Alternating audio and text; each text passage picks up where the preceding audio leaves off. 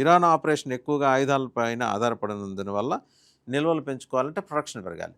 So as it ఈస్గా ఏంటంటే ఇంకొక 4-5 వారాల పాటు కనుక కొనసాగితే అమెరికా యుద్ధం మొత్తం ఖర్చు 19.37 లక్షల కోట్లు, అంటే 20 లక్షల కోట్లు ఇంచుమించు చేరుతుందని అమెరికా రక్షణాంగ అధ్యయన సంస్థ పెన్ వార్టన్ బడ్జెట్ మోడల్కి చెందిన ఒక నిపుణుడు కెంట్ స్మెట్టర్స్ ఆయన చెప్తున్నారు.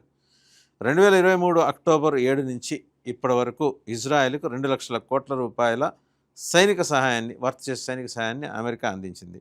ఈ వ్యవధిలో ఇరాన్, యెమెన్ దాడుల నుంచి ఇజ్రాయెల్ని కాపాడటానికి అమెరికా సొంతంగా ఇది కాక 1 లక్ష కోట్ల రూపాయలని సైనిక వ్యయం పెంచింది. అంటే 2.5 ఏళ్ళలో ఇజ్రాయెల్ రక్షణ కోసం అమెరికా దాదాపు 3 లక్షల కోట్ల రూపాయల దాకా ఖర్చు పెట్టింది మన కరెన్సీలో చూస్తే. సో వాళ్ళు ఖర్చు పెట్టుకోవడమే కాకుండా ఇజ్రాయెల్ కోసం ఖర్చు పెట్టారు. అండ్ తీరామోసి ఈ మిసైల్స్ కొరత, ఇంటర్సెప్టర్స్ కొరత, సో అన్నీ కలిసి ముప్పిరిగానే. ఒక పక్కేమో కాంగ్రెస్లో ఆయన మీద వ్యతిరేకత, ఏదో సాగుతప్పి కన్నులు ఒట్టుపోయి మొత్తానికి బయటపడ్డాడు 53-43